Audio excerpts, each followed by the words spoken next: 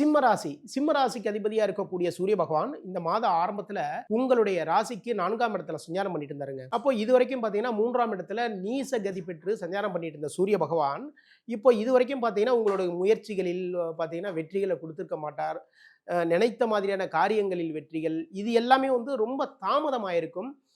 ஏன்னா ராசி அதிபதி இருக்கக்கூடிய சூரிய பகவான் நீசமா இருக்காரு. அதாவது நீசம் இருக்காரு அப்படின்னா அதாவது பலம் இழந்து இருக்கிறதுனால உங்களுக்கு நல்ல நல்ல விஷயங்கள் எல்லாம் கொடுக்கறதுக்கு அவரால் முடியாத ஒரு சூழல்ல இது வரைக்கும் சூரிய பகவான் இருந்துட்டு இருந்தாரு. இப்போ இந்த கார்த்திகை மாதத்தில் உங்களுடைய ராசிக்கு 4ஆம் இடத்துல சஞ்சாரம் பண்ணிட்டு இருக்காருங்க. இது மிக மிக மிக சிறப்பு. இதை விட இன்னொரு சிறப்பு என்ன தெரியுங்களா? உங்களுடைய ராசிக்கு 2ஆம் இடம் யாரு அப்படின்னா வந்து புதன் பகவான். அந்த 2ஆம் இடம் கன்னி, அதுக்கான அதிபதியா இருக்கக்கூடிய புதன் பகவானும் சூரிய பகவானுடன் சேர்ந்து சஞ்சாரம் பண்றார். அப்போ இது வந்து புத ஆதித்ய யோகம் சொல்லுவாங்க. மிக மிக சிறப்பு. அறிவு வளர்ச்சி, கல்வி படிக்கும் கல்வித்துறையில் இருக்கிற மாணவர்களுக்கு வந்து பாத்தீங்கன்னா இந்த டயத்துல மிக மிக சிறப்பான செயல்பாடுகள் எல்லாமே இருக்கும். அறிவு சார்ந்த விஷயத்துல ரொம்ப அற்புதமா கேள்வி பதில்களும் சரிதான், எல்லாத்திலுமே ரொம்ப அற்புதமா அட்டன் பண்ணுவீங்க. இதை விட மிக நல்ல விஷயம் என்ன அப்படின்னா உயர்கல்வி படிக்கும் மாணவர்கள் அவங்க வந்து நீங்க நினைச்ச மாதிரி உங்களுடைய டிகிரியில ரொம்ப அழகா மார்க் வாங்குவீங்க. ஃபர்ஸ்ட் கிளாஸ் மார்க் வாங்கி பாஸ் எல்லாம் பண்ணுவீங்க. மிக மிக சிறப்பு. தொழில் பண்றவங்களுக்கு லாபங்கள் தேடிக்கொண்டு வரும். தொழில் வந்து முன்னேற்றங்கள் ஏற்படும். எதிர்பாராத இடத்துலேருந்து புதிய புதிய வாய்ப்புகள் எல்லாமே சிம்மராசிக்காரங்களுக்கு தேடி வரப்போகுது. இந்த டைமிங்கை வந்து ரொம்ப அழகாக சிம்மராசிக்காரங்க யூஸ் பண்ணிக்கோங்க. உங்களுடைய வாழ்க்கையை வந்து இப்படி தான் பண்ணணும் அப்படின்னு ஒரு பிளான் ஒன்று வச்சுருப்பீங்க இல்லைங்களா? அதுக்கான ஸ்கெட்ச் வந்து ரொம்ப அழகாக போட்டுக்கோங்க. அது எல்லாமே இனிமேல சிம்மராசிக்காரங்களுக்கு பலிக்க போகுது. சிம்மராசிக்காரருடைய வாழ்க்கை திறமை வந்து மாறப்போகக்கூடிய காலகட்டமாக இது அமைகின்றது.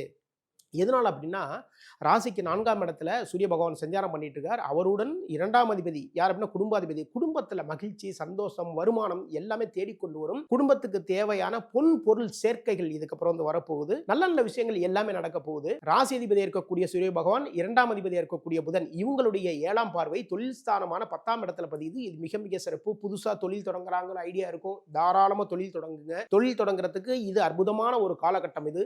ஏன்னா 2ஆம் அதிபதியும் ராசி அதிபதியோடு சேர்க்கை பெற்றிருக்கின்றார். அப்போ வருமானம் உங்களை தேடிக்கொண்டு வருங்க.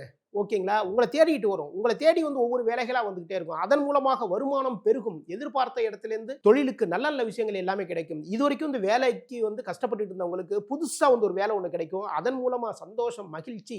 இந்த லெவல்ல சிம்மராசிக்காரங்களுடைய வாழ்க்கை திறமே வேற மாதிரி மாறப்போகுது. இதை விட முக்கியமான இன்னொரு விஷயம் என்னன்னா உங்களுடைய ராசிக்கு 7ஆம் அதிபதியாக இருக்கக்கூடிய சனி பகவான் 7ஆம் இடத்துல வக்ரகதி பெற்று சஞ்சாரம் பண்ணிட்டு இருந்தார். அந்த வக்ரமும் நிவர்த்தி ஆகுது. அப்போ கூட்டு தொழில் பண்றவங்களுக்கு மிக மிக சிறப்பு. கார்த்திகை மாதம் இது வந்து பார்த்தீங்கன்னா மிக மிக சிறப்பாக வந்து அமையப்போகுது. எல்லா விஷயமும் நல்ல விஷயம் அமைப்போகுது. நண்பர்கள் மூலமாக நல்ல விஷயங்கள், எதிர்பாராத இடத்திலிருந்து புதிய வரவுகள், அதுக்கப்புறம் பார்த்தீங்கன்னா பரிசுகள், பாராட்டுக்கள், உங்களுடைய மனசுக்கு பிடிச்ச மாதிரியான நல்ல சுகமான சந்தோஷமான நிகழ்வுகள் இது எல்லாமே நடக்க போகுது. தொழில் ஸ்தானமான 10ஆம் இடத்துல குரு பகவான் சஞ்சாரம் பண்ணிட்டு இருக்கார். அந்த குரு பகவான் வந்து வக்ரகதியில சஞ்சாரம் பண்ணிட்டு இருக்கிறதுனால தொழில் தொடர்பான விஷயங்கள்ல மட்டும் கொஞ்சம் கவனமா இருந்துக்கோங்க. ஓகேங்களா? அதாவது நமக்கான தொழில் நம்ம நினைக்கிற மாதிரியான லாபங்கள் எல்லாமே கொடுக்குது, நம்ம என்ன வேணாலும் பண்ணலாம் அப்படிங்கிற ஒரு அகந்தை, ஒரு அகம்பாவம் மட்டும் இருக்கக்கூடாது. எப்பவுமே சரிதான். உங்க கூட வேலை பார்க்குறவங்களுக்கு உங்களால் முடிந்த அளவுக்கு உதவிகள் எல்லாமே பண்ணுங்க. அவங்களுக்கு தேவையான விஷயங்கள் வந்து ஏதாவது ஒரு டவுட்டு கேட்டாங்கன்னு வச்சுக்கோங்களேன், தாராளமாக சொல்லிக் கொடுங்க. ஏன்னா இப்போ புத ஆதித்ய யோகத்தில் வந்து சிம்மராசிக்காரங்க இருக்காங்க. உங்களுடைய அறிவு சார்ந்த விஷயங்கள் பெரிய லெவலில் வந்து அடுத்தவங்களுக்கு வந்து உபயோகப்படணும். இதுதான் வந்து சிம்மத்துக்கு வந்து மிக மிக மிக மிக சிறப்பு. எதிர்பாராத இடத்திலிருந்து உதவிகள் இது எல்லாமே உங்களுடைய கைகளுக்கு வந்து சேரும். அப்போ இந்த மாதம் வந்து சிம்மராசிக்கு மிக மிக சிறப்பான மாதம், எழுச்சி மிகும் மாதம் சொல்றோம் இல்லைங்களா? அப்போ உங்களுடைய வாழ்க்கை தரத்தை கட்டமைத்துக் கொள்ளக்கூடிய மாதமாக இது அமைகிறது. என்ன பண்ணணும்னு நீங்க நினைக்கிறீங்களோ அது எல்லாமே ரொம்ப அழகா பண்ணி வச்சுக்கோங்க. அதுக்கப்புறம் பாருங்க, நீங்க நினைச்சதை விட அதிகப்படியான விஷயங்கள்ல சக்சஸை மட்டுமே பார்ப்பீங்க.